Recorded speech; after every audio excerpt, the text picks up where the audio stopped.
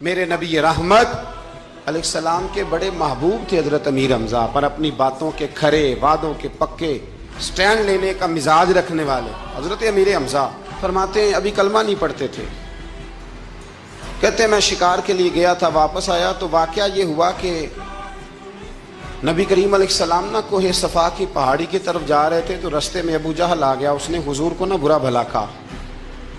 میرے نبی کریم علیہ السلام نے نا آج اس کے جواب میں خاموشی اختیار کی۔ خاموشی بہت بڑا طوفان ہوتی ہے، چپ رہنا بہت بڑا طوفان ہوتا ہے۔ حضور خاموش ہو گئے، مکمل کوئی بات نہیں، حضور دیر تک خاموش رہے۔ نبی کریم علیہ السلام جب خاموش رہے تو سر پٹایا اور اس کے ہاتھ میں ڈنڈا تھا، حضور کے سر اقدس پر دے مارا۔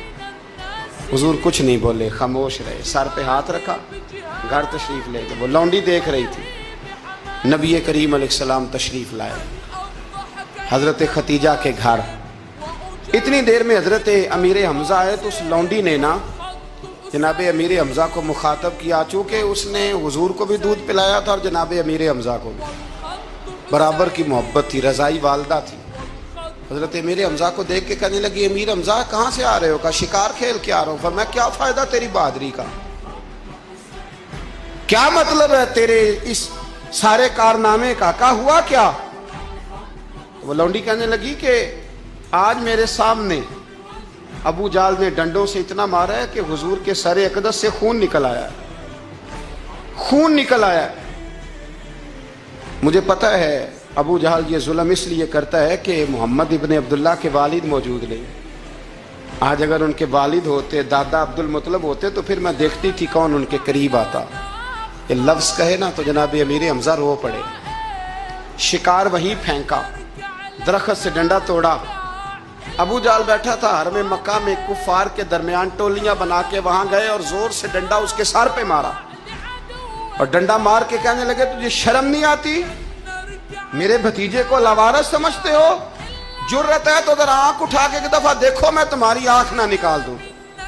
کرو ہمت اگر طاقت ہے، بولو اللہ اکبر۔ جب یہ لفظ کہے، جب یہ بات کری تو ابو جال کانپنے لگا۔ کچھ لوگوں نے چاہا حضرت امیر حمزہ کے معاملے میں مداخلت کرنی، پر کہنے لگا چپ کر دو، تمہیں پتہ نہیں یہ شیر بڑا ہے، یہ دلیر ہے، یہ طاقتور ہے، خبردار کوئی بات نہ کرنا۔ اللہ اکبر۔ حضرت امیر حمزہ وہاں سے نہ نکل کے تو سیدہ ختیجہ کے گھر آئے۔ سیدہ ختیجہ الکبریٰ رضی اللہ تعالیٰ عنہ نا نبی کریم کو مرہم پٹی کر رہی تھی۔ حضور نے چچا کا چہرہ دیکھا تو آنکھوں میں آنسو آ گئے۔ حضرت امیر حمزہ بھی روئے اور کہنے لگے بھتیجے خوش ہو جا، میں اس کا سر پھوڑ آیا ہوں، اتنی زور سے مارا ہے کہ اس کو ہمت نہیں ہوئی بات کرنے کی۔ حضرت امیر حمزہ کے جواب میں محبوب فرمانے لگے چچا میں ابو جال کا سر پھوڑنے سے تو خوش نہیں نہ ہوتا۔ کہا آپ کیسے خوش ہوتے ہیں؟ فرمایا آپ کلمہ پڑھ جائیں میں خوش ہو جاؤں گا۔ تو حضرت امیر حمزہ کہنے لگے کلمہ پڑھنے سے راضی ہو جاؤ گے، خوش ہو جاؤ گے، بس اتنی سی بات؟ فرمایا ہاں۔ تو کہا پڑھاؤ کلمہ، پڑھاؤ کلمہ۔